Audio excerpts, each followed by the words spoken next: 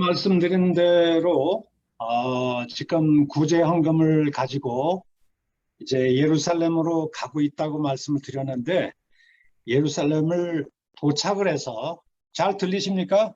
네네네네.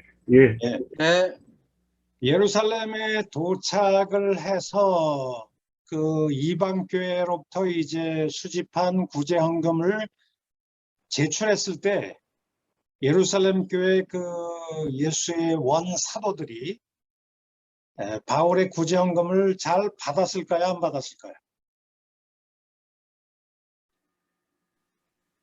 잘 안 받았어요. 안 받았어요. 잘 안 받았으면 이제 와장창 깨지는 거겠죠. 근데 하나님의 섭리로 제가 보기에는 예루살렘 교회가 바울의 이 구제헌금, 이방 교회로부터 모집한 이 헌금을 잘 받은 것으로 이렇게 생각이 됩니다. 천만다행이죠. 근데 문제는 지금 이 예루살렘 사도들이 문제가 아니고 아마 바울이 그 구제헌금을 예루살렘 교회에 제출했을 때 이미 몰려들어 있는 바울을 반대하는, 바울 복음을 반대하는 그 불신 유대인들이 또 바울을 반대하는 유대주의적인 성향을 가진 기독교인들이 아마 좀 폭동을 일으키고 말썽을 일으킨 것 같아요. 그래서 결국 엄청난 폭동으로 이어져서 바울이 이제 뭐 이렇게 체포가 되어서 그 가이사랴 지역에 있는 그 로마 수비대가 있습니다. 그 수비대에 한 2년 동안 감옥 생활을 하게 되죠.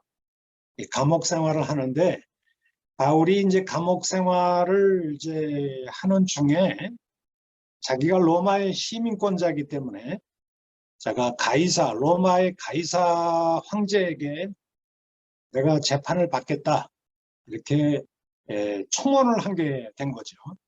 그래서 죄수의 신분으로 사도행전을 보면 이제 배를 타고 이제 로마로 가게 되어집니다. 로마로 가게 되어지는데 지금 우리가 여기서 이제 로마서를 왜 쓰게 됐느냐라고 하는 거에 대해서 우리가 조금 설명할 필요가 있는데요. 바울이 사실 그 고린도 갱그레아 항구에서 로마서를 먼저 썼다고 했지 않습니까? 써서 그 갱그레아의 여집사인 베베 여집사를 통해서 지금 로마서를 좀 이렇게 로마로 보내는 일이 있었다고 제가 말씀을 드렸는데 사실 이런 의미에서 보면 로마서의 제1수신처는 어딘가요? 예루살렘? 갱그레아에서 로마에? 이제 바울이 로마서를 썼지 않습니까? 로마서를 썼는데 이 로마서를 베베 여집사를 통해서 지금 로마 교회로 보낸다고 했지 않습니까? 그러니까 로마서의 제1수신처는 로마 교회죠. 로마 교회. 로마 교회가 제1수신처입니다. 그런데 문제는 여기 있어요. 바울이 그 로마서를 써가지고 직접 자기가 예루살렘을 거쳐서 구제 헌금을 바치고 난 다음에 그리고 로마 교회로부터 환송을 받아서 바울이 헌금 잘 받았습니다. 바울 사도 감사합니다라고 화기애애한 그런 그 분위기 속에서 예루살렘 교회가 이제 그 보내줘서 그리고 나서 이제 로마를 가기를 원했거든요. 그때 로마서를 직접 가지고 가서 로마 교회에 제출해도 되는데 왜 베베 여집사에게 먼저 보냈을까요? 구제헌금을 가지고 예루살렘을 자기는 떠나지만 편지는 베베를 통해서 먼저 로마 교회에 보내는 이유가 뭘까요? 그 편지에 의해서 상황을 미리 파악하려고요. 어떤 상황을 파악하려고요? 만약에 잘못하면 예수님처럼 십자가에 형을 처형당할 수도 있기 때문에 굉장히 위험하다고 생각한 거죠. 아, 굉장히 희한한 해석을 하시네. 다른 분들은 어떻게 생각합니까? 지금 바울이 구제헌금을 수집한 걸 가지고 지금 막 예루살렘을 떠나려고 하잖아요. 떠나려고 하는데 편지는 먼저 베베를 통해서 먼저 보내는 진짜 이유가 뭘까요? 사실은 자기가 지금 구제헌금을 가지고 예루살렘을 들렸을 때 거기서 폭동이 일어나 가지고 체포가 돼서 오랜 동안 감옥 생활을 하게 될 경우에는 자기 평생의 꿈이 예루살렘을 들리려고 방문하려고 하는 뜻이 좌절되잖아요. 솔직히 말해서 내가 로마 교회를 가지 못할 수도 있다라고 하는 그런 불안한 생각이 좀 있었던 것 같아요. 그래서 자기가 로마 교회를 못 가게 될 경우에, 예를 들면 예루살렘에서 체포가 돼서 폭동이 일어나서 예루살렘 감옥에 갇혔을 때 로마에 방문하지 못할 것을 대비해서 편지라도 베베를 통해서 로마 교회에 보내야 되겠다라고 하는 그런 생각이죠. 그래서 독일 학자인 빈터 보름캄은 아주 재미난 제안을 여기서 하고 있어요. 무슨 제안을 하고 있냐면 한마디로 로마서는 바울의 일종의 최후 유언서다라고 하는 얘기를 한 거죠. last will이라는 말을 거기서 쓰고 있는데요. 마지막 유언서라고 하는 표현을 빈터 보름캄이 쓴 이유가 뭐냐면 아무래도 구제헌금을 가지고 예루살렘에 들리지만 이 예루살렘으로 떠나는 여행이 굉장히 좀 어려운 여행이 될 수도 있다. 끝내는 체포돼서 오랜 동안 감옥에 붙잡혀 있을 수도 있다. 그러면 로마 감옥에 예루살렘의 감옥에 갇혔을 경우에 로마를 가려고 하는 평생의 꿈이 좌절될 수도 있겠다. 그렇다면 자기가 직접 로마를 방문하지 못한다 할지라도 편지라도 내 몸 대신 로마에 보내는 것이 좋겠다라고 하는 일종의 마지막 유언서 형태로 보냈을 가능성이 있다는 얘기죠. 자, 그런 의미에서 아마 몸은 못 가도 편지라도 로마에 보내는 것이 좋겠다라고 하는 차원에서 로마서를 썼다라고 하는 것은 어느 정도 좀 가능성이 있는 것 같아요. 그리고 로마서의 제2 수신처는 어디였을까요?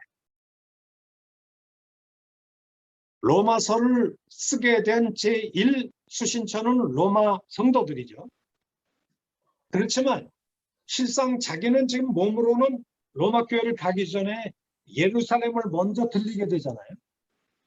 그러니까 예루살렘에 가서 이 구제헌금을 전달하면서 그동안 자기가 이방 가운데 전파한 이 복음의 핵심 내용을 로마의 적대적인 충중들, 예루살렘에 있는 적대적인 충중들뿐만 아니라 예루살렘의 유대 사도들에게도 자기가 이방 가운데 전파하는 복음을 변증할 필요가 있었을 거라고 생각이 됩니다. 그래서 로마서에서 그가 논증하고자 하는 내용을 로마의 성도들에게 1차적으로 보냄과 동시에 사실은 제2 수신처로 로마서에서 논증한 상당히 중요한 내용들을 몸소 자기가 예루살렘 교회에 방문해서 직접 로마서의 중심 내용들을 가서 변증하고 설명할 필요가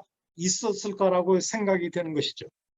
왜 그러냐면 자기가 지금 회심한 이후에 로마서를 썼을 때까지 57년이라고 하면 거의 27년 동안 이방 교회를 다니면서 지금 복음을 전한 내용에 대해서 수많은 오해와 악소문들이 아마 떠돌아다녔을 거라고 생각이 되는데 이 악소문들이 바울 복음에 대한 상당한 오해들이 예루살렘 교회 성도, 로마의 성도들도 아마 듣고 있었을 거라고 생각이 됩니다. 자기 복음에 대한 이상한 소문들을 많이 들었기 때문에 로마의 성도들에게는 편지를 통해서 변증을 하고, 그리고 예루살렘 교회도 자기의 복음에 대해서 수많은 오해들이 아마 있었을 거라고 생각이 되었기 때문에 로마서에 담겨져 있는 상당히 자기 복음에 대한 상당한 내용을 몸소 예루살렘 교회 구제헌금을 가지고 가서 대매를 해서 직접 변증을 했을 필요가 있지 않았을까, 이런 생각이 되어집니다. 그렇다면 로마서를 저술한 목적이 뭐였을까요?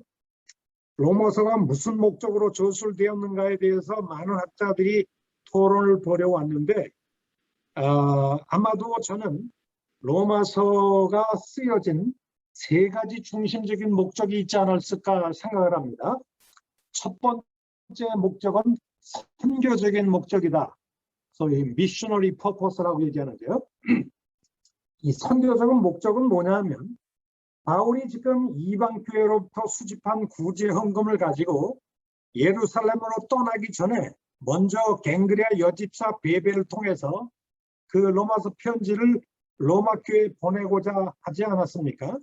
근데 편지를 써서 먼저 보낸 것은 그가 예루살렘에 가서 의도한 일을 잘 마치고 곧 로마로 가서 그곳 성도들을 만나보고 싶다는 의사를 전달하기 위해서였을 것입니다. 근데 여기서 로마서인지 14장, 15장을 보면 바울이 무슨 얘기를 하고 있냐면요. 로마서 여러분들 14장을 한번 펴보시기 바랍니다. 15장. 로마서 15장을 한번 보세요. 15장 22절. 여러분 성경 다 펴셨습니까? 네. 로마서 15장 22절에 그러므로 또한 내가 너희에게 가려던 것이 여러 번 막혔다. 로마로 가려고 하는 게 여러 번 막혔다고 얘기를 하는데요. 이제는 이 지방에서 일할 곳이 없고 여러 해 전부터 언제든지 스페인으로 갈 때에 너희 로마로 가기를 바라고 있었으니, 한마디로 바울이 로마로 가려고 하는 궁극적인 목적은 로마의 기독교인들에게 복음을 전하려고 하는 목적이 분명히 있었지만 무엇보다도 로마를 교두보로 삼아서 로마의 성도들의 재정적인 후원과 또 기도의 후원을 받아서 그 시대의 지정학적인 땅끝이라고 볼 수 있는 스페인으로 가서 마지막 복음을 전하는 것이었습니다. 바울은 사실 로마를 중심으로 해서 로마의 동쪽 지역, 로마 제국의 동쪽 지역에서 뭐 예를 들면 뭐 그리스 반도라든지 마케도니아라든지 그리고 터키 지역, 이 소아시아 지역, 이런 지역에서 복음을 많이 전했지 않습니까? 근데 자기가 지금 여기서 무슨 얘기냐면 이 로마 제국의 동쪽 지역에서 더 이상 일할 곳이 없고 복음이 굉장히 편만하게 전파되었다, 이렇게 얘기를 하고 있어요. 로마서 15장 19절에도 이렇게 얘기합니다.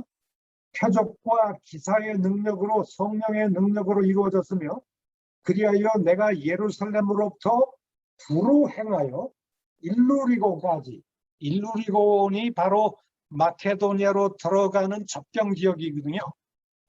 자, 그런 차원에서 지금 상당히 이 로마 제국의 동쪽 지역에 이르기까지 굉장히 편만하게 복음을 전했다라고 하는 얘기를 하고 있어요. 그래서 그는 로마 제국의 동쪽 지역에 더 이상 일할 곳이 없기 때문에 이제 눈을 돌려서 로마 제국의 서쪽 지역이죠. 일종의 복음 선교의 처녀 지역이라고 말할 수 있는 서쪽 지역인데, 서쪽 지역의 끝자락에 있는 도시가 스페인입니다. 뭐 예수님이 너희에게 너희들이 이제 복음이 전해지면 땅끝까지 복음을 전하라고 했지 않습니까? 그 당대의 지정학적인 지식에서 볼 때에 로마 제국의 서쪽의 땅끝은 아마 스페인이었지 않았을까 이렇게 생각이 됩니다. 그래서 바울이 언젠가는 내가 로마 제국의 이 동부 지역을 이제 선교를 끝낸 다음에 이제 처녀 지역이라고 할 수 있는, 선교의 처녀지라고 할 수 있는 이제 서쪽 지역을 가야 되겠다. 그러면 서쪽 지역을 갈 때에 일종의 선교의 교두보로 삼아야 될 중요한 도시가 어디냐? 로마라고 하는 것이죠. 로마에는 자기가 이미 가기 전에 교회들이, 이미 가정교회들이 로마서 16장을 보면 적어도 한 5개나 8개 정도의 하우스 처치, 가정교회들이 있었던 것 같아요. 로마 교회라고 단일 집단으로 형성된 것이 아니라 아마 사람과 사람을 중심으로 해서 5개 내지 8개 정도의 가정교회들이 이미 형성되고 있었을 텐데, 이 로마 교회에 바울이 편지를 띄워서 바울이 지금 예수 그리스도께서 나에게 맡겨주신 이 선교의 사명이 있는데 땅끝까지 복음을 전파하는 이 사명을 감당하기 위해서 내가 스페인 선교로 가야 되겠다. 그러니 스페인 선교로 나는 가본 적도 없는 일종의 낯선 지역인데, 사실 로마 교회 성도들과 교제를 나눈 뒤에, 그리고 내가 이방 가운데 전파하는 복음을 너희들 가운데 전파하는 이후에 너희들의 후원을 받아서 내가 좀 스페인을 가고 싶다라고 하는 얘기를 여기서 하고 있는 것이죠. 그래서 여기 15장 24절에 이는 지나가는 길에 바이패스 한다는 거죠. 로마 제국이 최종 파이널 데스티네이션이 아니고, 최종 목적지가 아니고 일종의 지나가는 길에 너희를, 로마 기독교인들을 먼저 보고 먼저 너희와 잠깐 동안 사귄 뒤에, 그리고 이 교제의 기쁨을 가진 후에 너희가 그리로 스페인으로 보내주길 바랍니다. 이렇게 얘기하고 있어요. 그러니까 너희들의 좀 도움을 받았으면 좋겠다. 이것은 내가 복음 선교사로서 스페인 가서 마지막 내 인생의 목적지로, 선교의 최종 종착지로 스페인 선교를 가려고 하는데 너희들 좀 나를 좀 지원해 주지 않겠니? 이런 목적으로 로마서를 썼다라고 얘기할 수가 있겠죠. 이런 선교적인 목적 때문에 아마 바울이 편지를 썼다라고 하는 것을 우리가 알 수 있는데요. 근데 재미있게도 로마서 1장을 보면 바울이 이런 얘기를 합니다. 로마서 1장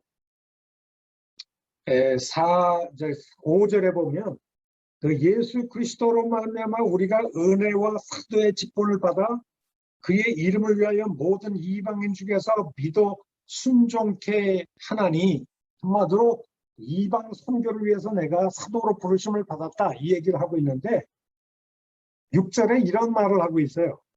너희도 그들 중에 있어. 이방인들 중에서 너희들도 포함되어 있다. 사실 나의 사도직의 1차적인 범주는 이방 사도다. 이방 사도. 내가 이방인들의 복음을 전하기 위해서 내가 사도로 부르심을 받았는데, 그렇다면 이방인들 가운데 너희 로마 기독교인들도 포함되어 있기 때문에 내가 너희 로마 기독교에 가는 것은 나의 사도직 사역의 범주 안에 포함되어 있다. 내가 너희들한테 가는 것은 당연하다, 이런 얘기가 되겠죠. 그래서 내가 너희들에게 가서 복음을 전하기를 원한다. 그래서 11절에 이런 말을 합니다. 내가 너희 보기를 간절히 원하는 것은 어떤 신령한 은사를 너희에게 나눠주어 너희를 견고케 하려 함이라. 그렇게 얘기를 하고 있습니다. 그리고 내가 헬라인이나 야만인이나 지혜 있는 자나 어리석은 자에게, 모든 자에게 내가 다 빚진 자다. 그러므로 나는 할 수 있는 대로 로마에 있는 너희에게도 복음 전하기를 원한다. 나의 사도직 사역의 범주 안에 너희들이 포함되어 있기 때문에 내가 너희들에게 가서 바로 이 예수 그리스도의 계시로 받은 이 복음을 너희들에게 전하고 그 복음을 너희들과 쉐어링하고 나누고 그리고 너희들이 좀 나에게 호의를 베풀어서 나의 마지막 꿈인 스페인으로 가는데 너희들의 좀 도움이 필요하다. 그런 목적으로, 선교적인 목적으로 바울이 로마서를 썼다. 이렇게 볼 수가 있고요. 두 번째, 바울의 목적은 변증적 목적이라고 얘기할 수 있는데 대체로 편지의 서론을 읽어보면 그 편지가 무슨 목적으로 쓴 것인지 짐작할 수가 있죠. 그런데 주지하듯이 로마서의 서론을 가만히 들여다보면 바울이 이방인들 가운데 전파하는 복음을 변증하는 데 굉장히 관심이 많다라고 하는 걸 볼 수가 있어요. 여러분 로마서 1장 1절을 한번 보세요. 예수 그리스도의 종 바울은 사도로 부르심을 받아 무엇을 위하여 택정함을 받았다고 얘기합니까? 하나님의 복음을 위하여 내가 사도로 택정함을 받았다 이렇게 얘기하자 하고 있지 않습니까? 그러면서 하는 말이 이 복음이 뭔지 알아? 이 복음으로 말하면 하면서 복음을 길게 정의하는 걸 알 수가 있어요. 이것은 뭐냐? 바울이 로마서를 쓴 가장 중심적인 목적들 가운데 하나가 자기가 지금 이방 가운데 전파하는 복음이 무엇인지를 해설하고 특별히 변증하는 데 목적이 있다라고 하는 걸 알 수가 있죠. 이미 제가 말씀을 드렸죠. 그가 AD 30년 다메섹 도상에서 예수 그리스도를 만나서 너 이방인의 사도로 가라 이렇게 그가 부르심을 받았다. 그리고 그때부터 이신칭이 복음, 유대인이든 이방인이든 누구든지 예수를 믿음으로 값없이 은혜로 의롭다함을 받는다는 이 이신칭이 복음을 정말 27년에 걸쳐서 이방 세계를 돌아다니면서 지금 전파했다고 했는데 문제는 이 이신칭이 복음을 가장 지금 오해하고 박해하고 정말 억수로 막 이렇게 바울을 좀 험담하면서 악소문을 퍼뜨리는 사람들이 지금 그 유대인들 중에 불신 유대인들 중에 많이 있었다고 했지 않습니까? 심지어 교회 안에도 유대주의적인 성향을 가지고 있는 이 바울의 반대자들이 많이 있었다고 했는데요.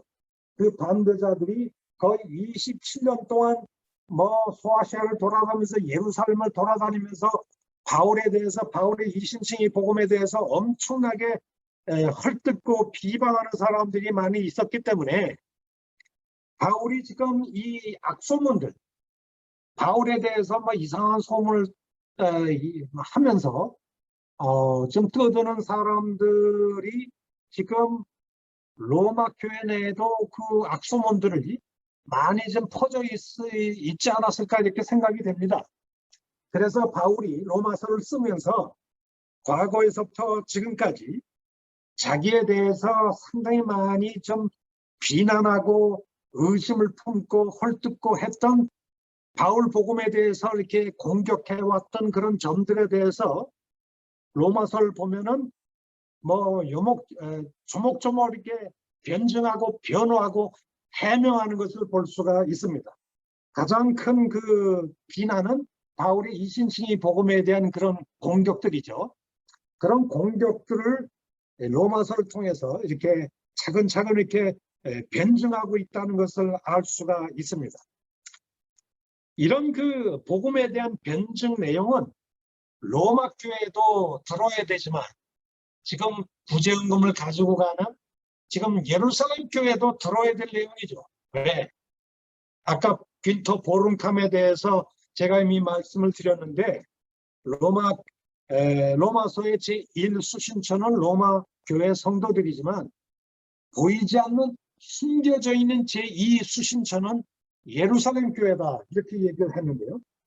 예루살렘 교회도 바울의 복음에 대해서 굉장히 많이 좀 이렇게 헐뜯고 비판하는 그런 문제들이 있었기 때문에 바울이 로마서를 통해서 자기 복음에 대해서 조목조목 이렇게 변호하고 그런 그 모습들을 우리가 볼 수가 있다 이렇게 볼 수가 있습니다.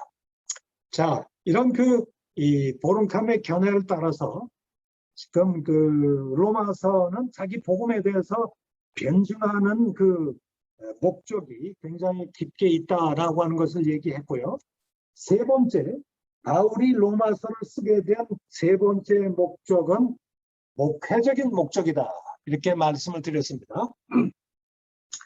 보름칸과 같은 학자는 로마서와 로마 교회의 구체적인 상황과 별 관계없이 쓰여졌다고 전제하면서 이 편지에 교회의 특정한 문제들에 관한 구체적인 언급이 없다는 사실을 지적하기도 합니다. 이 퀸토 보름캄은 어떤 면에서는 좀 좋은 얘기도 하지만 이 점에 있어서는 좀 틀린 얘기를 하는 것 같아요. 우리 한국교회가 나온 세계적인 학자가 우리 김세영 교수인데요.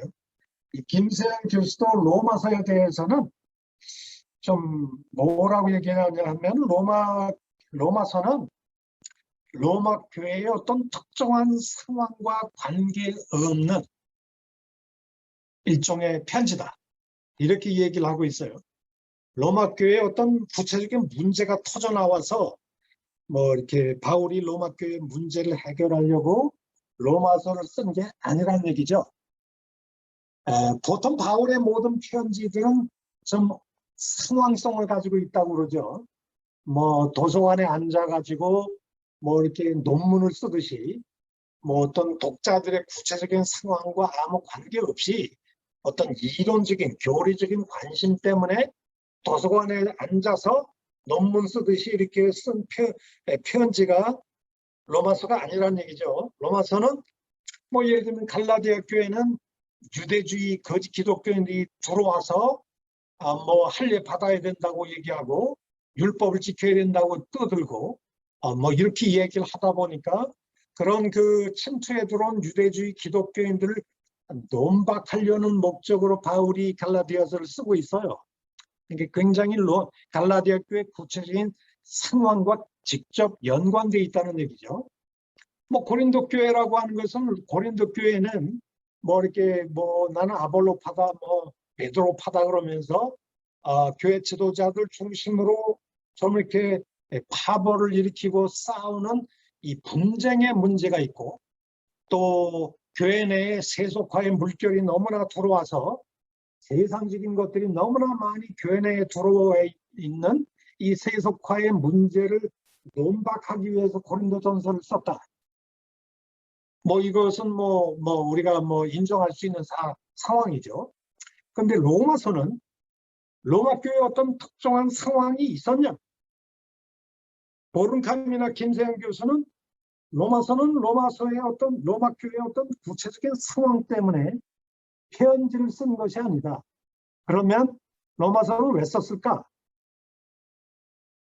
자기가 이 다메섹에서 예수 그리스도를 만나서 이방인의 사도가 된 이후에 1차, 2차, 3차, 4차 전도 여행을 이렇게 팔레스타인과 소아시아, 그리스 지역을 돌아다니면서 복음을 전하는 과정 속에서 수많은 바울의 반대자들이 주로 이제 유대주의자들인데요.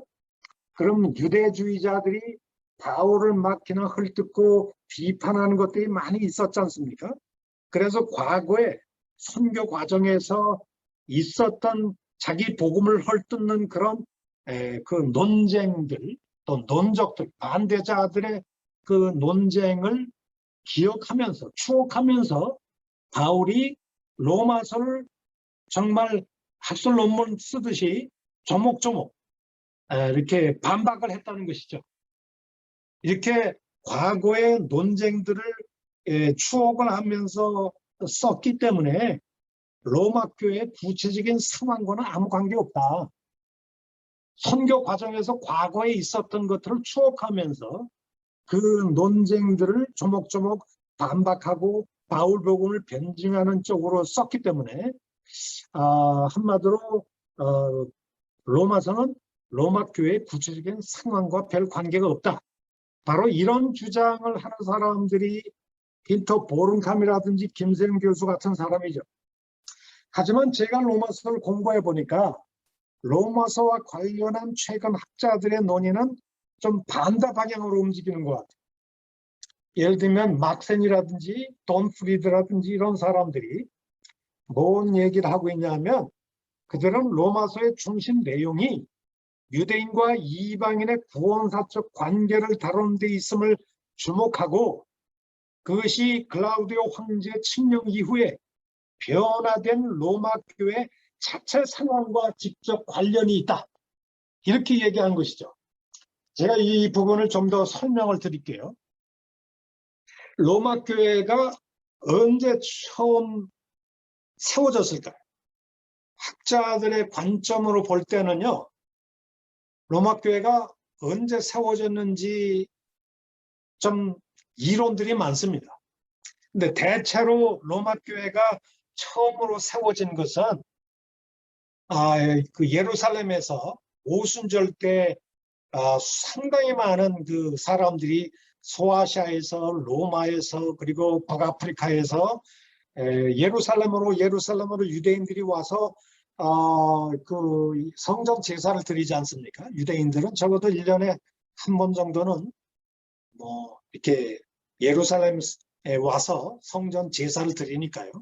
근데 상당히 많은 그 유대인 인구들이 디아스포라 유대인, 흩어진 유대인들이 예루살렘으로 몰려왔을 때 특히 오순절 때가 그때인데요. 그 오순절 때에 예루살렘 교회 베드로의 설교를 듣고 막 그냥 성령이 오순절 성령이 임하잖아요. 그때 소아시아에서도 왔고 로마에서도 왔고 상당히 많은 유대인들이 왔다가 베드로의 설교를 듣고 예수를 믿었다는 것이죠. 그래서 예수를 믿은 사람들이 로마로 다시 돌아가서 가정교회 중심으로 적어도 뭐 4개, 5개, 많게는 8개 가정교회들이 세워졌다는 얘기입니다. 이 가정교회들이 이렇게 세워졌는데 문제는 이제 예루살렘 쪽에서 그 로마에서 이제 교회들이 세워졌을 때 처음에는 거의 유대인 중심의 교회로 세워졌다고 얘기를 하고 있어요. 회당 중심으로 또 가정 중심으로 이렇게 유대인 중심의 기독교인들이 모여서 이렇게 교회를 형성하고 있었는데 이 유대 기독교인들이 뭐 예수가 메시아다 이렇게 전하는 과정 속에서 AD 68년경 글라우디오 황제 때인데요. 이 글라우디오 황제 때에 예수가 메시아라고 주장하는 유대 기독교인들과 예수가 무슨 메시아냐, 메시아 아니다. 그는 빌라도 총독 때 처형을 당한 유대인 그 이단 괴수다 이렇게 주장하는 불신 유대인들 사이에 폭동이 일어났다는 거예요. 그 폭동이 일어나가지고 글라우디오 황제가 너무나 로마가 너무 유대인들 중심으로 이렇게 폭동이 일어나니까 유대인 추방명령이 AD 68년도에 이루어졌다라고 하는 것이죠. 그래서 이 유대인 추방명령이 일어났다고 하는 게 사도행전에 언급이 되어 있어요. 여러분 사도행전을 한번 잠깐 볼까요? 이 사도행전 몇 장에 좀 언급이 되어 있다면요.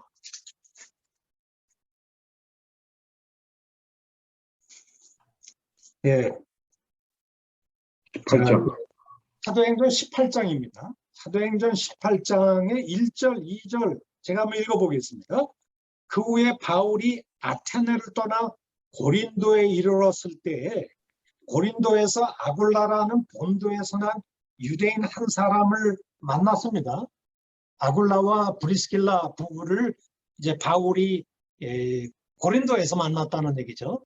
근데 뭐 바울도 그렇고 다 이렇게 텐트 메이킹, 장막을 만드는 업을 가지고 있었기 때문에 고린도에서 만났는데 18장 2절에 이렇게 얘기합니다. 사도행전 18장 2절에 아굴라라는 본도에서 난 유대인 한 사람을 만나니 글라우디오 황제가 모든 유대인을 명하여 로마에서 떠나라 한 거로 그가 그 아내 브리스길라와 함께 이탈리아로부터 새로 온지라 이렇게 돼 있어요. 그러니까 이탈리아 로마에서 이제 유대인 추방 명령 하도 이제 폭동이 일어나고 그러니까요. 폭동의 그 그 중심 이유는 소위 타시투스라든가 로마의 역사가들의 얘기를 보면 예수 그리스도가 그리스도냐라고 하는 논쟁이 붙어서 유대인들 중에 유대 기독교인과 불신 유대인들 사이에 굉장히 시끄러운 폭동이 일어나서 글라디오 황제가 이제 모든 유대인들, 유대 기독교인이든 불신 유대인들이든 다 로마 떠나! 라고 추방명령이 나는 거죠. 그 추방명령이 나가지고 바울과 이 브리스길라 아굴라 부부가 고린도로 왔다는 얘기죠. 이게 이제 AD 57년 정도에 일어난 사건이라고 보통 알려져 있어요. 그러다 보니까 이 로마 교회가 원래 이제 유대인 중심에 이 오순절 때 예수를 믿고서 로마로 돌아온 유대 기독교인들이 회당 중심으로 또 가정 예배 중심으로 이렇게 모이다가 다른간에 이제 이 폭동이 일어나는 바람에 전부 다 유대 기독교인들이 일거에 로마로부터 이제 추방이 된 거죠. 추방이 되다 보니까 로마 교회에 더 이상은 유대인 중심의 교회였는데 원래는 유대 기독교인들이 몽땅 빠져나가니까 아마도 소수의 이방 기독교인들만 남지 않았을까 이렇게 생각이 됩니다. 그러면서 한 10여 년 정도 이제 시간이 흘렀겠죠. 그래서 AD 64년경에 글라디오 황제 이후에 네로 황제 때나 이때 서서히 이제 로마로 이제 그 글라디오 황제의 유대인 추방 명령이 해제되어서 이제 유대인들이 로마로 다시 조금씩 몰려들기 시작을 했는데, 근데 유대 기독교인들이 로마에 와서 보니까 과거에 자기들 유대인 중심의 로마 교회가 아니죠.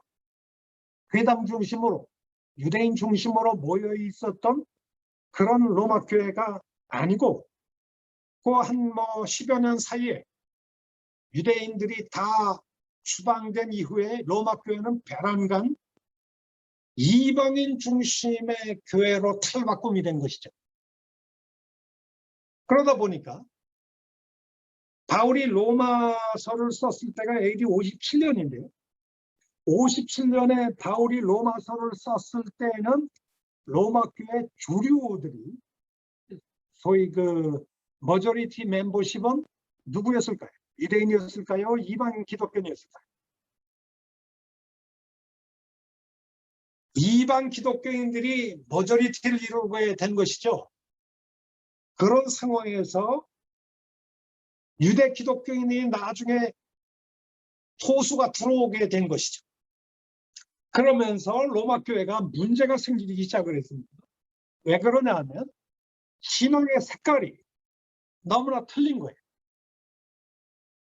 유대 기독교인들이 나중에 들어와서 보니까 유대인들이 예배를 볼 때 항상 중요시 여기는 게 뭘까요? 예수 그리스도를 믿지만 유대 기독교인들은 할례받는 거 굉장히 중요시 여기죠. 특별히 먹는 문제에 유대 기독교인들은 아주 민감합니다. 예수를 아무리 믿는다 할지라도 조상 대대로 그들은 유대인으로서 예수를 믿었기 때문에 율법이 얘기하는 소위 음식법 규정들이 있어요. 예를 들면 돼지고기를 먹지 말라, 우상 제물을 먹지 말라, 비늘이 없는 미꾸라지 고기 같은 거. 우리 한국 사람들이 먹는 대부분의 고기들은 다 부정한 음식들이거든요. 이런 음식들은 유대 기독교인들일지라도 절대 먹질 않습니다.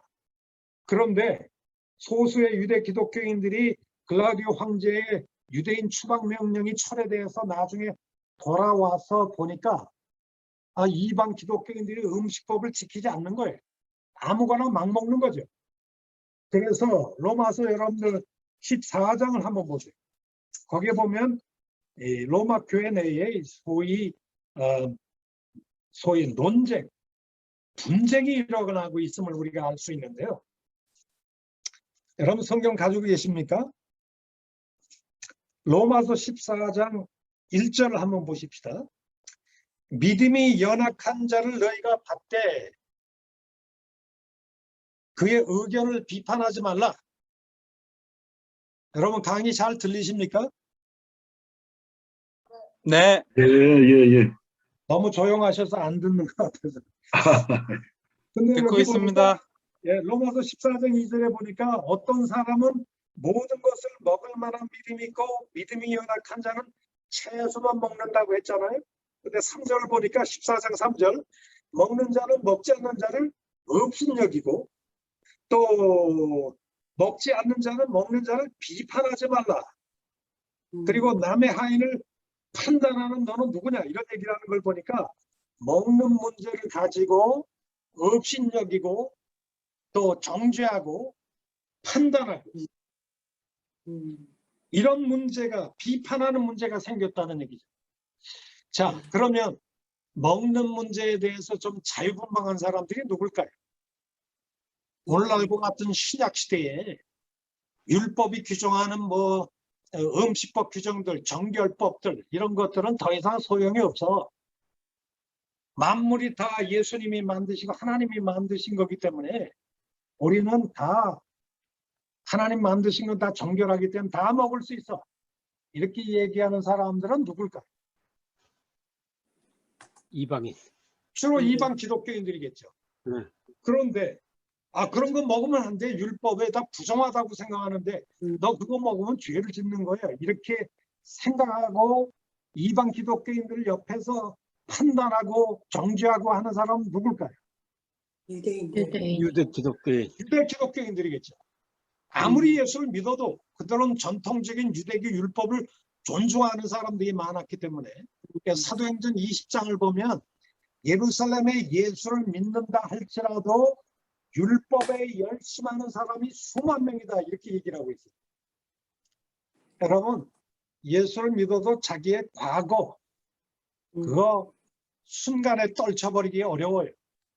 유대인으로서 예수를 믿으면 예수를 믿더라도 유대교 범주 안에서 예수를 믿는 것이죠. 유대교를 떠나서 믿는 거 아닙니다. 그러니까 할례받는 것 중요시 여기고 음식법, 정결법, 안식일법 이런 거 다 존중히 여기면서 예수를 믿는 유대 기독교인들이 있고 그런 것들이 더 이상 무슨 소용이 있어 라고 생각하는 예수를 믿기만 하면 다 동일한 하나님 백성이지. 오늘날 할례나 율법이나 그게 뭐 소용이 있어. 예수를 믿는 믿음이 중요한 것이지. 이렇게 생각하는 이방 기독교인들이 지금 한 교회 내에 섞여 있다는 얘기죠. 이렇게 신앙 가치관이 서로 틀린 사람들이 교회 안에 섞여 있을 때는 반드시 분쟁이 생기게 되어 있습니다. 제가 미국 올랜도에 들렸을 때 제 친구 목사님 교회를 제가 한번 방문한 적이 있었는데요. 그 교회가 한 5,000평 정도 되는 넓은 땅 위에 교회가 세워져 있더라고요. 근데 그 김 목사님이 그 교회 한인 목사님이죠. 친구 목사님이 원래 이 교회가 한 500~600명이 모이던 미국인 백인 교회가 있었답니다. 근데 그 미국인 그 백인 교회가 서로 분쟁이 생겨가지고 그냥 완전히 폭삭망해서 교회가 문 닫았다는 거예요. 그래서 무슨 문제로 싸웠냐라고 했더니 그때 이렇게 복음 찬송가 이런 거 교회 내에서 드럼을 치고 또 성도들이 앞에 나와서 이렇게 율동도 하고 이런 거 젊은이들은 그런 걸 좋아하잖아요. CCM을. 근데 그 CCM을 백인 목사님이 받아들여서 드럼도 치고 그러면서 젊은 목사님이 목회를 하니까 나이 많은 그 보수적인 파이프 올간에 맞춰서 엄숙하게 예배를 드리는 그게 진짜 경건한 예배라고 생각했던 나이 많은 세대의 그 부모 세대의 그 크리스찬들이 젊은 목사를 도저히 이해를 못 해가지고 싸움이 났다는 거예요. 싸움이. 그래서 얼마나 심각하게 싸우는지 교회가 결국 문 닫았대요. hun지박살 나가지고. 여러분 교회 내에서 박수를 치고 드럼을 치는 것이 좋습니까? 나쁩니까? 좋을 수도 있고 나쁠 수도 있고 중립적인. 뭐 예수를 믿으면 됐지. 뭐 그 드럼을 치든 뭐든 뭐 그게 뭘 중요해. 정말 시대가 바뀌면 또 그 시대의 색깔에 맞춰서 뭐 악기도 달라지는 거고 뭐 그런 것이지. 그건 본질적인 게 아니야. 이렇게 생각하는 사람이 있는 반면에 아주 전통적으로 파이프 올간에 맞춰서 예배를 드리는 일에 익숙한 사람은 그거는 날라리다. 그러면서 옆에서 정죄하고 비판하고 업신여기고 막 그런 사람들이 생길 수 있지 않습니까? 로마 교회가 이런 문제가 생긴 거죠. 생겼다 보니까 바울이 15장 1절에 소위 믿음이 강한 자 그리고 믿음이 약한 자, 이 믿음이 강한 자와 믿음이 약한 자 사이에 먹는 문제, 날짜 준수 문제를 가지고 싸우고 있었다는 거죠. 쉽게 말하면 믿음이 강한 자는 누굴까요? 모든 것을 다 먹을 수 있다. 그리고 뭐 일주일 365일이 다 거룩한 날이지 어떻게 안식일만 거룩하냐? 이렇게 자유분방하게 생각하는 사람은 아마 이방 기독교인들이었을 것이고 아니야 뭐 먹지 말아야 될 부정한 음식들이 많아. 그런 거 먹으면 율법이 죄라고 그래서. 그리고 안식일이 모든 날보다 더 거룩한 날이지. 예수를 믿어도 이런 건 꼭 지켜야 돼. 이렇게 생각하는 사람들은 유대 기독교인들이었을 것이라고 생각이 됩니다. 그러니까 교회 내에 소위 믿음이 강하다고 생각하는 이방 기독교인들과 소위 믿음이 약하다고 생각하는 유대 기독교인들 사이에 소위 먹는 문제와 날짜 준수 문제를 가지고 티각태각 싸우는 일종의 교회 내에 분쟁과 파벌의 문제가 있었다는 거죠. 그러니까 바울이 로마서를 썼을 때 이런 교회 내에 유대 기독교인과 이방 기독교인들 사이에 분쟁의 문제를 로마서를 쓰면서 해소하고자 하는 목회적인 목적이 있었을까요? 없었을까요? 있었죠. 분명히 있었을 거라고 생각이 됩니다. 그래서 제가 지금까지 로마서를 썼던 세 가지 목적을 제가 말씀을 드렸죠. 첫 번째는 무슨 목적이라고요? 선교적 목적이요. 선교적 목적. 선교적인 목적은 뭐죠? 지금 내가 로마 교회로 이제 갈 텐데 너희들에게 내가 이 이방 가운데 전파하는 복음을 너희들 중에 좀 오해할 수 있는 사람들이 있을 수도 있어서 이 복음에 대해서 내가 변증하고 해설하는 거 내가 너희들에게 편지를 통해서 설명할게. 그리고 이 복음을 내가 전파하는 이 복음을 너희들과 잘 교제하고 나눈 뒤에 너희들의 재정적인 후원으로 어딜 가길 원한다. 스페인을 가길 원한다. 스페인 선교에 너희들이 재정적으로 나의 스폰서로 나를 좀 도와줬으면 좋겠다. 이런 선교적인 목적이 있었다는 것이고 두 번째는 변증적인 목적이 있었다고 그랬죠. 바울이 정말 여러 해 동안 이방 가운데 복음을 전하면서 자기 복음에 대해서 또 자기가 이방 사도라는 거에 대해서 굉장히 악담을 하고 비평을 하고 헐뜯는 사람들이 많이 있었기 때문에 자기에게 그동안 가해져왔던 모든 비난과 비판에 대해서 자기 자신의 사도직에 대한 비판, 자기 복음에 대한 비판 이런 것들을 일일이 조목조목 변증하고 해설하는 목적이 두 번째 목적이고요.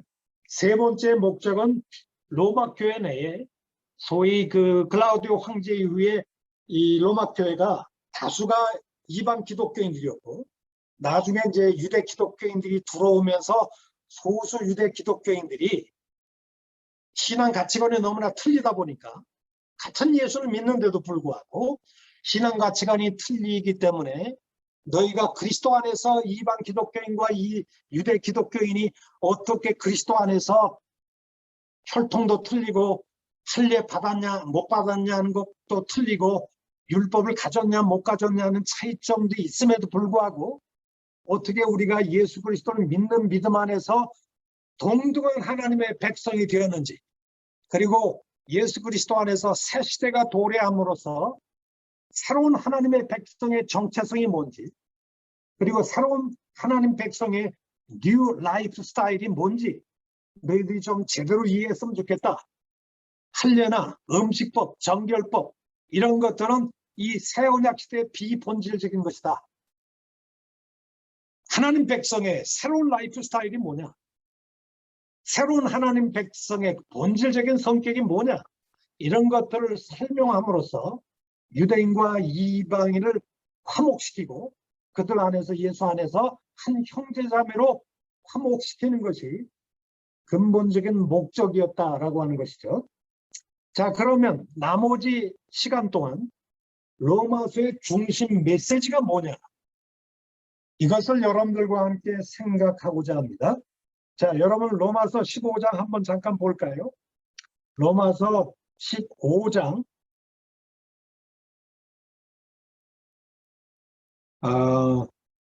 로마서 15장을 우리 한번 다 같이 한번 읽었으면 좋겠는데요. 15장 11절.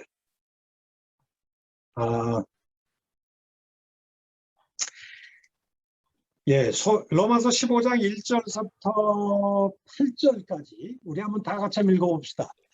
로마서의 중심 메시지가 지금 어디에 있는지 우리가 살펴보는데 굉장히 중요한 텍스트이기 때문에 로마서 15장 1절부터 8절까지 다 같이 읽어보겠습니다. 시작. 믿음이 강한 우리는 마땅히 믿음이 약한 자의 약점을 담당하고 자기를 자기를 아니할 것이다. 우리가 그 사람들이 이웃을 기대하되 선을 이루고 덕을 세우도록 할지니라. 그리스도께서도 또 자기를 기쁘게 하지 아니하시나니 아니하시나니 기록되어 기록되었다. 주를 주를 비방하는 자들이 비방이 내게 미쳤나이다 미쳤나이다 하니라. 하니라. 무엇이든지 전에 기록된 바는 우리의 교훈을 위하여 기록된 것이니 우리로 하여금 인내로 어떤 성경의 귀를 소망을 가지게 가지게 하니라. 내 인내와 위로의 인내와 위로의 하나님이 하나님이 너희로 그리스도의 그리스도를 하여 주사 서로 뜻이 같게 하여 주사 한 마음과 한 힘으로 하나님 주 예수 그리스도의 아버지께 영광을 돌리게 하려 하노라. 그러므로 그리스도께서 우리를 받아 하나님께 영광을 돌리신 것 같이 너희도 서로 받으라. 내가 말하노니 그리스도께서 하나님의 진실하심을 위하여 할례의 추종자가 되셨으니 이는 조상에게 주신 약속들을 경고하게 하시고. 8절까지 한번 읽어보겠습니다. 자, 이 말씀을 보면요. 바울이 로마서를 쓰는 그 중심 목적, 물론 선교적인 목적도 있고 변증적인 목적도 있고 목회적인 목적도 있죠. 그러나 이제 로마서를 쓰게 된 중심적인 저술 목적, 그리고 중심 메시지가 뭐냐? 로마서를 관통하는 가장 핵심되는 메시지가 뭐냐? 이것을 우리가 알 수가 있는데요. 그것은 로마서 15장 1절에 얘기하듯이 소위 믿음이 강한 자들과 믿음이 약한 자들 사이에 서로 업신여기고 비판하고 정죄하는 일이 좀 있었다고 하는 걸 제가 말씀을 드렸습니다. 근데 사실 로마 교회가 다수는 누구라고 했죠? 다수 멤버십을 가지고 있는 사람들. 이방인. 이방인들이라고 했어요. 원래 로마 교회는 뿌리 자체는 누구 중심으로 세워진 교회라고 했어요? 유대교. 이방인.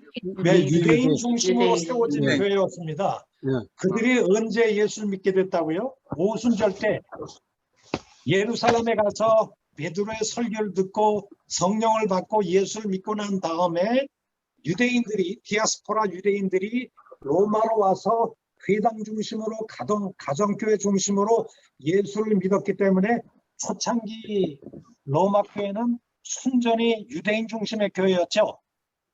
근데 유대인 중심의 교회이다 보니까 교회 칼로가, 주이시 칼로가 굉장히 강하죠.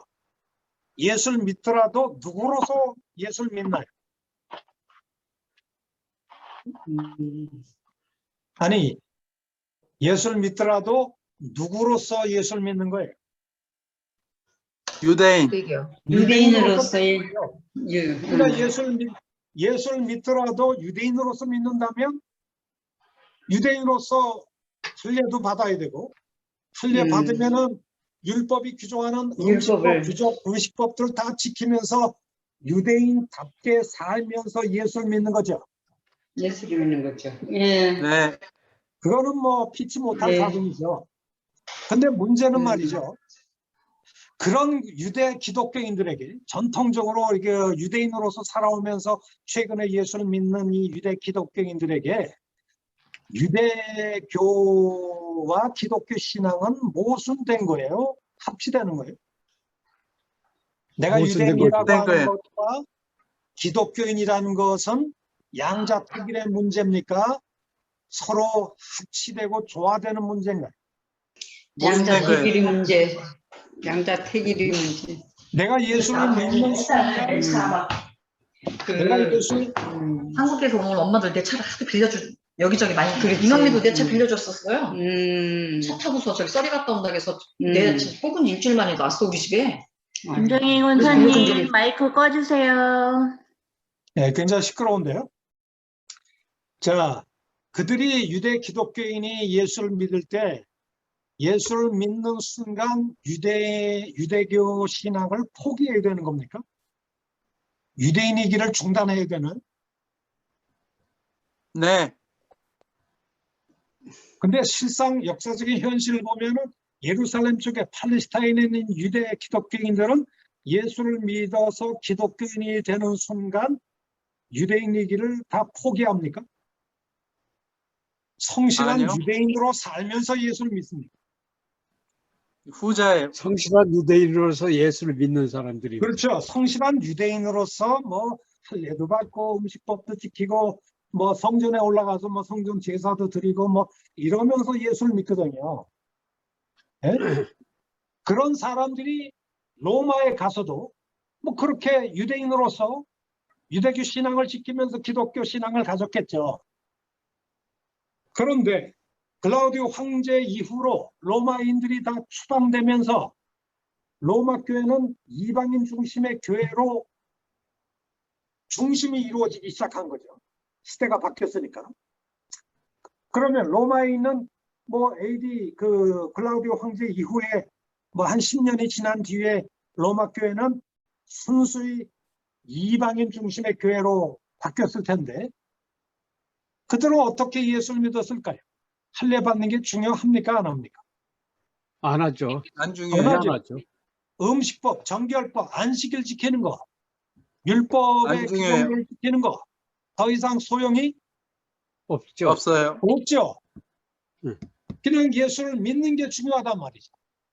그러면서 개고기도 먹고 돼지고기도 먹고 부정한 우상 제물 그건 뭐 예수를 믿는데 그건 뭐 하나님 만드신 거야. 다 가져와 다 먹을게 이러면서 예수를 믿거든요. 이런 사람들이. 근데 이런 사람들이 로마 교회 다수가 이방 기독교인들이고 소수의 유대 기독교인들이 같이 예배를 드리고 뭐 예배를 드리면은 이게 조화가 될까요? 안 될까요? 안 조화가 돼요. 안 되죠. 엄청난 분쟁이 생길 가능성이 많죠. 그러니까 소위 믿음이 강한 자들, 왜 믿음이 강하다고 얘기했을까요? 바울이 15장 1절에 보면 믿음이 강한 우리는 했습니다. 우리. 여기 우리가 누구예요? 바울이 포함되어 있겠죠. 바울이 우리라고 했으니까.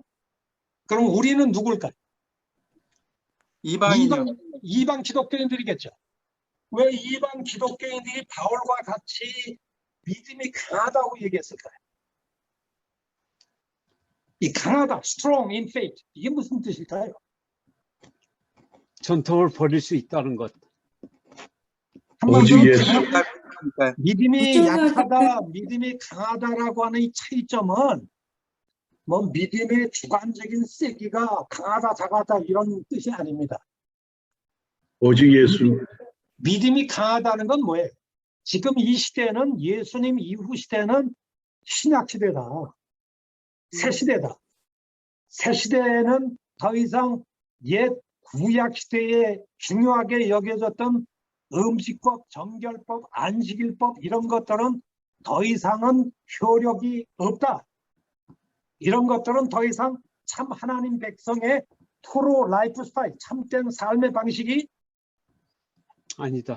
아니다라고 하는 걸 인식하는 사람들이죠. 신앙의 가치관이 확 바뀌어버렸어요. 정말 중요한 건 뭘까요? 너 돼지고기 먹냐 안 먹냐? 뭐 추어탕을 먹냐 안 먹냐? 이런 것을 가지고 하나님 백성의 라이프 스타일을 따지는 시대는 끝났다는 거예요. 예언약 시대, 구약 시대에는 그런 것이 뭐 유대인의 그 라이프 스타일, 하나님 백성의 라이프 스타일은 굉장히 중요했죠. 그러나 새언약 시대가 되고 신약 시대가 되어서 정말 중요한 하나님 백성의 참된 삶의 방식, 라이프 스타일이 뭘까요?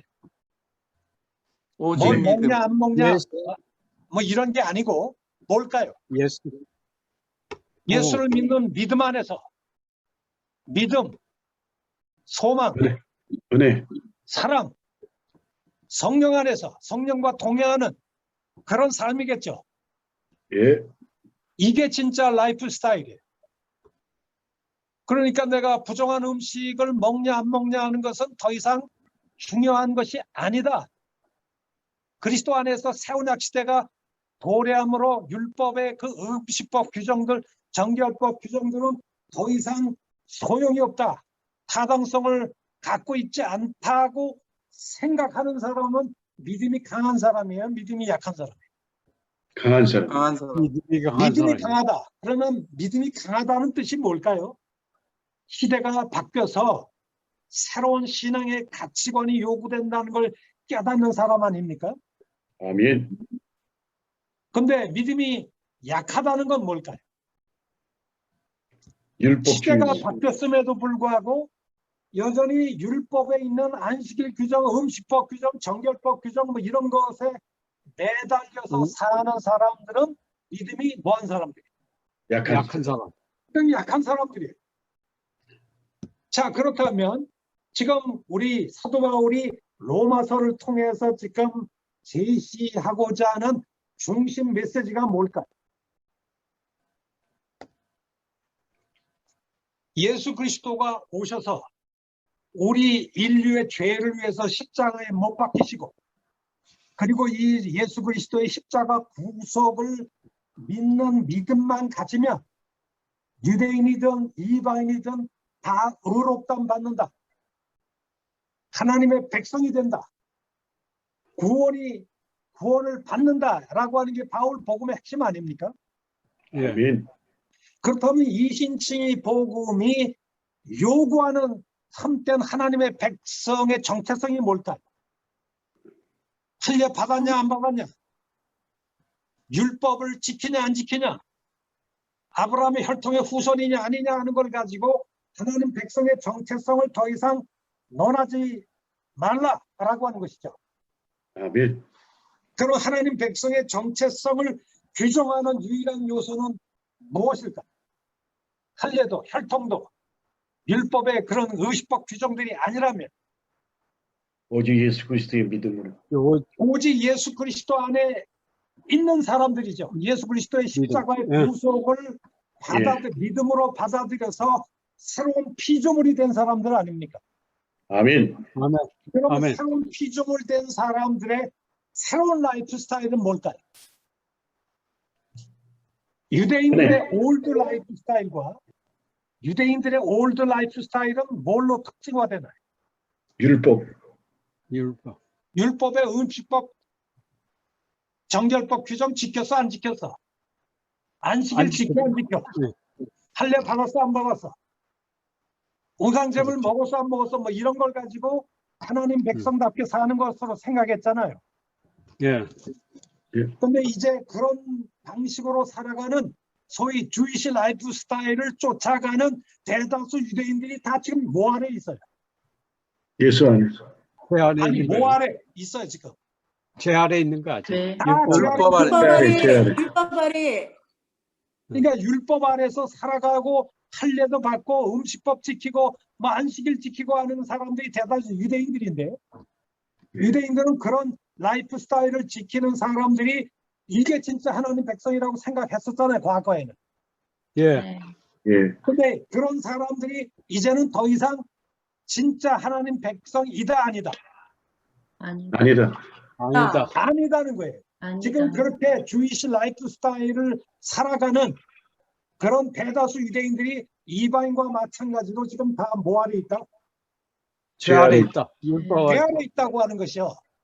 그러면 하나님의 백성은 누굴까요? 그럼 할례받은 사람도 아니고 오직 율법에 예수 그리스도 따라서 안에 뭐 율법 지키고 믿음 안에 있는 사람. 믿음 안에 지키고 안식일 믿느냐. 지키고 은혜 이런 안에. 사람들이 더 이상 하나님 백성이 아니라면 진짜 하나님 백성은 누굴까요? 오직 예수 그리스도 안에 믿음 예수 안에 있는 그리스도 사람. 안에서 사람. 십자가의 믿- 구속을 믿고 예. 변화의 새 사람 된 새 피조물 새 사람 된 사람이죠. 아멘. 아멘. 아멘. 그리고 그들은 매일 믿음 안에서 살아갈 뿐만 아니라 뭘 쫓아서 살아가나요? 성령과 동의하고 성령을 쫓아 살아가는 사람들이 아닙니까? 아멘. 아멘. 아멘. 그러니까 새 언약 시대에 하나님의 백성의 정체성을 규정하는 중심 요소가 뭐냐 하면 믿음과 성령이다라고 하는 것입니다. 아멘. 우리는 예수 그리스도를 믿음으로 의롭다는 바가 하나님 백성이 됐죠. 예. 아멘. 그러면 매일 뭘 따라 살아야 됩니까? 성령에 따라. 성령. 아니, 믿음만 가지고 얘기한다면 우리는 예수를 믿음으로 의롭다는 바가 하나님 백성이 되었으니까 그 믿음 붙들고 믿음. 평생 살아가야 되겠죠. 아멘. 예. 그래서 갈라디아서를 보면 우리가 믿음으로 의롭다는 받았다, 구원받았다. 믿음은 구원의 원리이기도 하지만 갈라디아서 2장 20절을 보면 바울이 뭐라고 얘기합니까? 내가 그리스도와 함께 십자가에 십자가에 못 박혀 못 박혀 죽었나니 죽었나니. 그 다음 이제는 내가 산다라는 말이 몇 번 나오는지 아세요? 내가 그리스도와 함께 십자가에 못 박혀 죽었나니 그 다음에 산다는 말이 4번이 나와요. 네. 뭐라고 돼 있죠? 이제는 내가 내가 그리스도와 함께 십자가에 못 박혀 죽었나니 그런즉 이제는 내가 사는 사는 것이 것이 아니라 아니요 오직 내 안에 나를 그리스도께서 위해서 사시는 십자가에 것이라. 달렸습니다. 아멘. 그러므로 이제 내가 육체 가운데 사는 것은 나를 위하여 십자가에 나를 위해. 못 박히신 예수 하나님의 그리스도를 아들을 믿는 믿음 안에서 사는 것이. 산다. 몇 번 나와요? 산다는 말이. 네 네 번. 번이요. 4번이나 나오잖아요. 아멘. 믿음은 뭐의 원리죠? 구원의 원리이기도 하지만 삶의 원리이기도 아는 합니다. 거. 아멘. 아멘. 믿음으로 구원받고 평생 그 믿음 안에서 살아가는 것이 믿음이에요. 그리고 성령도 마찬가지예요. 성령도. 우리는 성령으로 거듭났죠. 예. 네. 성령으로 태어난 사람이에요. 음. 그렇다면 성령으로 태어난 사람이라면 평생 뭘 쫓아 살아가야 됩니다. 성령. 성령을 쫓아 살아가야 돼요. 예, 성령. 그러니까 믿음으로 구원받고 믿음으로 평생 살고 성령으로 태어나서 평생 성령을 쫓아 행하는 사람. 바로 우리 그리스도인의 정체성과 삶을 규정하는 중심 요소가 믿음과 곧 뭐라고요? 성령이라는 것이죠. 성령. 아멘. 뭐 예. 안식일 지키냐, 음식법 지키냐, 율법의 규정들을 지키느냐, 이것은 옛 언약 백성들이 유대인들에게는 굉장히 중요한 요소들이었죠. 유대인들인지 아닌지는 뭘 보면 알죠? 할례받았느냐? 할례 받은 거 보면 알잖아요. 또 예. 유대인인지 아닌지는 뭘 보면 알죠? 율법 지키는 거. 율법 율법 율법 따지고. 지키고, 예. 음식법 지키고, 정결법 지키고 이런 것을 보면 저 사람 유대인으로 잘 살고 있구나. 뭐 이런 것을 판단할 수 있는데, 근데 그 simply living as a Jew, 유대인으로 단순히 살아가는 놈들이 바울이 볼 때는 더 이상 하나님 백성이 아니다. 아니라고 하는 거예요. 그럼 하나님 백성을 새롭게 정의를 해야 될 거 아닙니까? 누가 하나님의 백성인가? 그것은 예수 그리스도의 십자가의 구속을 믿는 사람이죠. 아멘. 그래서 그 아멘. 믿음으로 우리가 새로운 백성이 되었지 않습니까? 그러니까 그 믿음 붙들고 평생 믿음 안에서 살아가는 사람. 그리고 뿐만 아니라 우리는 성령으로 거듭난 자 아닙니까? 그러니까 평생 우리는 뭘 쫓아 졸졸 쫓아 살아가는 거죠. 성령. 성령을 성령을 쫓아 살아가는 사람. 이것이 하나님 백성의 뉴 아이덴티티고 뉴 라이프 스타일이다 말이죠. 아멘. 아멘. 그리고 이 믿음과 성령 안에서 그리스도 안에서 유대인이든 이방인이든 다 동일한 하나님 백성이 됐다는 거예요. 그러니까 옛날 음식법 이런 거 가지고 싸우지 말고 너희가 주여. 그리스도 안에서 서로 웰컴 이치 어더, 서로 하나 되어서 환영해라. 그래서 아멘. 15장 6절 7절 보세요. 한 마음과 한 입으로 하나님 곧 우리 주 예수 그리스도의 아버지께 영광을 돌리게 하려 하노라. 7절에 뭐라고 하죠?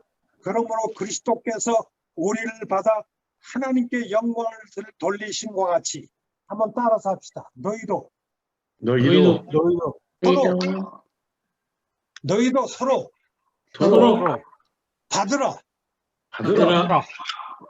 이게 로마서의 핵심 메시지예요. 이게 한마디로 아멘. 말해서 아멘. 유대 기독교인과 이방 기독교인이 그리스도 안에서 예수 그리스도의 십자가 구속 안에서 한 가족이 되었기 때문에 아멘. 이제 너희들은 뭐 음식법 가지고 율법 가지고 할례 받았냐 안 받았냐 이런 걸 가지고 서로 티격태격 정죄하고 업신여기지 말고 그리스도 안에서 한 가족이 되었기 때문에 너희들은 서로 한 형제 자매로 웰컴 each other, 서로 한 가족으로 환영하라, 받아들이라는 것이죠. 십자가 안에서 우리가 하나가 되었다는 것이죠. 그래서 로마서 전반부는 이신칭의 복음을 가지고 얘기를 하고 있고요. 그리고 로마서 후반부에서는 소위 감람나무 비유를 통해서 이방 선교와 유대인들을 이렇게 하나로 이렇게 엮어가는 모습을 볼 수가 있어요. 자, 이신칭의 복음을 통해서는 뭘 논증하려고 할까요, 바울이? 여러분, 모두가 죄인이다. 이신칭의 복음의 대전제가 뭐라고 했죠? 모두 다 믿음이요. 유대인과 이방인이 모두 다 죄 아래 있다는 걸 얘기한다고 그랬지 않습니까? 예예. 다 하나님의 심판 아래 있다는 얘기죠. 그러면서 지금 뭘 때려부시고 있어요? 이신칭의 복음을 가지고 이방인들을 죄인 취급하고 우리만이 하나님의 착한 백성이야. 이 선민주의적인 우월의식을 가지고 특권의식을 가지고 뭐 이방인들 죄인 취급 여기는 유대인들을 바울이 이신칭의 복음을 가지고 지금 때려부시고 있다고 그랬잖아요. 예. 예. 아멘. 왜? 너희들도 유대인들도 다 이방인과 똑같이 다 뭐 아래 있다? 그 아래 죄 있다. 아래 있다. 죄 아래 있어. 그러니까 너희들도 유대인이나 이방인도 다 죄인이기 때문에 믿음이라는 공통 근거 위에서만 우리가 의롭다는 바가 하나님의 백성이 되고 아브라함의 동일한 가족이 될 수 있어. 너희 유대인들 까불지 마. 너희들도 다 죄인들에 불과해. 이걸 가지고 때려부시는 교리가 이신칭이라고 그랬죠. 아멘. 그러면서 믿기만 하면 이방인도 하나님의 백성이 될 수 있다. 아브라함의 가족 속에 들어올 수 있다라고 얘기하면서 이방 선교를 합법화시키는 교리가 무슨 교리인가? 이신칭이. 그게 바로 이신칭의 교리란 말이에요. 그러니까 이신칭의 교리는 양날의 칼날이라고 볼 수 있는데 한쪽에서는 누굴 공격하고 있죠? 유대인. 네. 유대인들의 뭘 공격한다고요? 특권의식. 예, 선민주의적인 특권의식, 선민주의. 우월의식을 공격하고 너희들도 죄인에 불과해. 너희들도 하나님의 구속의 은총이 필요해. 이것을 강조하는 것이고 이방인들에게 뭘 또 강조하고 있어요? 너희 너희도 이방인들은 원래 하나님 백성이 아니었지만 예수 그리스도의 십자가 구속을 믿기만 하면 너희들도 하나님의 하나님의 백성. 합법적인 백성이 될 수 있어 라고 아멘. 하는 건 이방 선교를 정당화하는 교리가 무슨 교리라고요? 이신칭이. 그게 이신칭의 교리예요. 그 이신칭의 교리를 가지고 초반부에 유대인들의 교만한 우월의식을 때려부시고 이방 선교를 합법화시키는 일을 후반부에 하고 있는 것이죠. 아멘. 그럼 아멘. 후반부에 가서 감람나무 비유를 통해서는 뭘 얘기하는 줄 아십니까? 로마 교회의 상황을 들여다보세요. 로마 교회 상황을 들여다보면 로마 교회가 머저리티가 누구라고 했죠 지금? 이방인. 이방인. 클라우디오 황제 이후로 유대인들이 다 쫓겨나가고 로마 교회가 이방인 중심의 교회로 바뀌었다고 했지 않습니까? 예. 그러니까 로마 교회의 머저리티, 대다수를 이루는 사람들은 이방 기독교인들이죠. 그죠? 예. 예. 그리고 나중에 소수의 유대 기독교인들이 들어오기 시작을 했습니다. 그러니까 옛날이나 지금이나 다수의 횡포가 있죠. 다수의 횡포. 다수가 발언권이 있어요. 소수가 발언권이 있어요. 다수요? 그러니까 로마 교회가 누가 많다고 그랬죠? 이방인들이 많잖아요. 이방인. 이방인. 예. 그러니까 자연히 누구를 깔보게 될까요? 유대인. 유대인. 유대인. 유대인들을 엄청나게 깔보겠죠. 그래가지고 로마서 14장 15장을 보면 이런 표현이 나와요. 그들이 유대인, 로마의 이방 기독교인들이 한마디로 말해서 그 유대 기독교인들이 소수자이다 보니까 그들 굉장히 업신여기면서 굉장히 좀 뭐라고 그럴까요? 좀 교만하게 생각을 하고 있었다라고 하는 얘기를 하고 있습니다. 자, 그렇기 때문에 지금 다수를 형성하고 있는 로마의 이방 기독교인들, 뭐 소수의 유대 기독교인들을 깔보면서 아이 쟤네들은 맨날 앉아가지고 뭐 이렇게 뭐 음식법이나 따지고 말이지 뭐 할례나 따지고 정말 꼬라지를 보기가 싫어 그러면서 유대 기독교인들을 좀 깔보고 업신여기고 하는 게 있었던 것 같아요. 다수를 다수가 항상 갑질을 하니까요. 이런 상황 속에서 바울이 로마서 이제 14장 15장에 감람나무 비유를 통해서 지금 얘기하고자 하는 메시지가 뭔지 아십니까? 여러분 감람나무가 있어요. 원감람나무. 원감람나무는 누구를 비유하는 말인가요? 예수 그리스도. 예수 그리스도요. 이스라엘 백성들을 얘기하는 겁니다. 원감람나무의 뿌리는 아브람과 이삭과 야곱이라고 하는 족장들, 하나님이 그 족장들에게 언약을 주셨기 때문에 그 족장들에게 주신 언약에서 이스라엘이라고 하는 감람나무가 생겨난 겁니다. 근데 감람나무가 원래 하나님이 감람나무를 세울 때는 항상 열매를 기대하잖아요. 열매를. 근데 이 원감람나무가 열매를 맺지 못해요. 그래서 하나님께서 원감람나무 가지들 중에 열매를 맺지 못하는 가지들을 뭐하나? 달라. 제거하고. 해가지고 거기에 뭘 갖다가 붙이는 거예요 지금. 돌감나. 바지를 접붙여. 돌감나무를 원감람나무에다 덜 붙였는데 이 돌감람나무가 누구를 상징합니까? 이방인. 우리 이방 기독교인들을 상징하는 것이죠. 예. 근데 이게 사실 농사어법에는 안 맞아요. 여러분 농사를 지어 보시면 여러분 원래 좋은 배나무가 있다고 칩시다. 근데 좋은 배나무 가지를 잘라버리고 거기 돌배나무를 거기다가 갖다 붙이면은 돌배나무 가지에서 좋은 배가 생길까요? 돌배가 생길까요? 돌배. 돌배가 생기죠. 이게 사도 바울이 농사를 잘 몰라서 그런지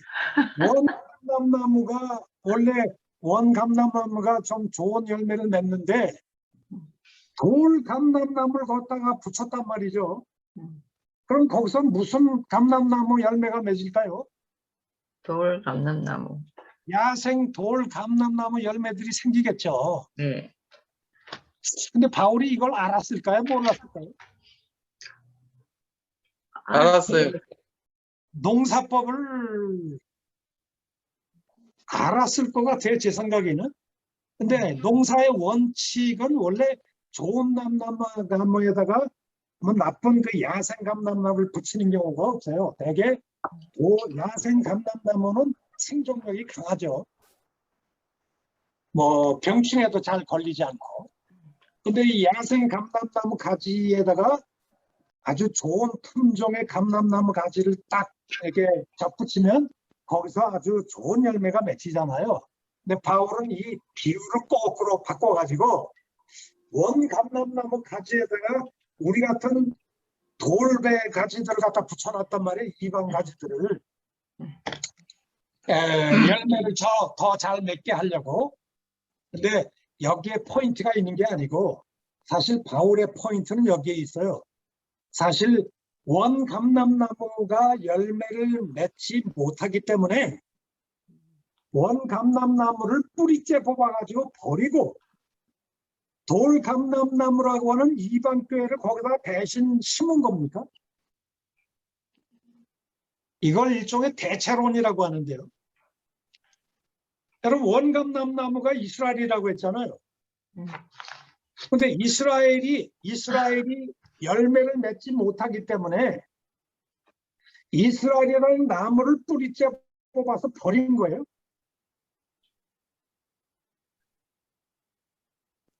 이스라엘이라는 나무를 뿌리째 뽑아 아예 버려버리고 이방교회라고 하는 돌감람나무를 그 자리에 대신해서 심은 것이 아닙니다. 바울이 얘기하는 건 뭐예요? 원 감람나무는 여전히 뿌리가 있어요, 없어요? 있어요. 있어요. 하나님은 이스라엘이라는 감람나무를 버린 적이 없어요. 다만 하나님이 하신 일은 뭐예요? 원 감람나무가라고 하는 이스라엘이라고 하는 감람나무가 있는데 그 중에서 뭘 잘라버린 겁니까? 가지. 열매를 맺지 못하는 가지들을 가지. 잘라서 버리고 거기에다가 뭐 한 거예요? 접붙임. 이방교회라고 하는 돌 감람나무를 이스라엘이라고 하는 감람나무 본 가지에다가 접붙인 거죠. 그렇다면 이방교회가 이스라엘을 대체해서 들어온 겁니까? 이스라엘이라고 하는 원 감람나무, 하나님의 원래 이스라엘 백성 속에 우리는 그냥 접붙여서 들어온 건가요? 접붙였어. 붙여서 그렇다면 이방교회가 아무리 다수를 점하고 있다 할지라도 이방교회를 지탱하는 본 뿌리는 누구라는 거예요? 본 나무는 유대인, 이스라엘. 이스라엘이라는 것이죠. 그러니까 로마의 이방 기독교인들 너희들 까불지 마. 너희들을 지탱하는 것은 이스라엘이에요. 이스라엘이라는 감람나무를 통해서 너희가 생명의 즙을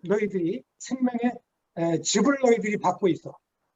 이스라엘이 없으면 너희들은 살 수가 없어. 하나님은 결코 이스라엘을 버린 적이 없어. 아멘. 아멘. 너희들이 이방교회가 지금 아무리 다수를 점하고 있다 할지라도 이스라엘이라고 하는 나무에 접붙여서 들어왔을 뿐이야. 너희를 지탱하고 있는 것은 언약 백성, 본 하나님의 백성인 이스라엘 속에 접붙여서 들어왔을 뿐이야. 그러니까 너희 이방교회들은 마땅히 누구를 존중해야 된다? 유대인. 유대인이라고 하는 이스라엘이라고 하는 이 사람들을 존중하라라고 하는 것이죠. 아멘. 이 메시지를 통해서 이심승리를 통해서는 유대인들의 그 우월주의 의식을 때려부시고 이방 선교의 정당성을 합법화시키는 교리가 이신칭이고요. 그리고 로마서 후반부에 가서는 로마 교회 이방 기독교인들이 아마 교회 내 다수를 점하고 있는 것을 통해서 소수의 이방 유대 기독교인들을 깔보고 뭐 우쭐거리고 그러면서 마치 이방 교회가 이스라엘이라고 하는 감람나무를 뿌리째 뽑아버리고 하나님이 우리를 너무나 사랑하셔서 유대인들을 몽땅 더리로 다 버려버리고 하나님이 이방 교회를 선택하신 거야. 이런 생각이 있었던 것 같아요. 바울은 이 생각이 얼마나 위험한 생각인가를 로마서를 통해서 논증하고 있다. 그래서 이 전체 내용을 통해서 하나님의 전체적인 구원사 계획 속에서 우선성은 누구에게 있나요? 유대인. 유대인. 이스라엘 이스라엘 백성에게 백성. 구원사의 우선성이 있어요. 이방 교회가 하늘에서 떨어진 게 아니에요. 그래서 여전히 우리는 이스라엘 백성들에게 빚을 지고 있다는 것입니다. 그래서 감사하다는 것. 그래서 바울이 이방 교회로부터 헌금을 모아가지고 누구에게 지금 갖다 주려고 하는 겁니까? 로마교. 예루살렘 유대. 유대인들에게 예, 예루살렘 교회에 유대인들에게. 갖다 바치려고 하는 이유가 뭐예요? 우리 이방인들은 누구에게 빚져 있다? 유대인. 유대인들에게 빚져 있기 때문에 이스라엘 백성들에게 우리가 빚을 갚을 필요가 있다라고 하는 얘기죠. 그래서 우리는 그리스도 안에서 우리 이방인과 그리스도 안에서 지금 다 한 가족으로 들어와 있기 때문에 너희들 서로 업신여기고 비판하지 말고 웰컴 이치 아더, 서로 환영하고 받아들여 용납하라. 이 메시지가 로마서의 중심 메시지다. 이렇게 생각을 하게 됩니다. 감사합니다. 감사합니다. 오늘 여기서 강의를 마치겠습니다. 아유, 감사합니다.